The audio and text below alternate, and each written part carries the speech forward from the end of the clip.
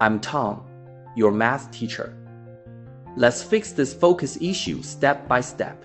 Try taking quick 1-minute stretch, breaks every 10 minutes to reset. Also, jot down key notes actively to keep your brain engaged.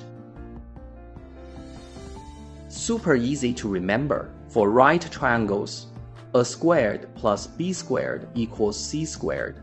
C is the hypotenuse. It's the side length rule for right triangles. 咱们用个简单类比讲哦。古人用多边形逼近圆周算它，现在靠无穷级数或者电脑算了。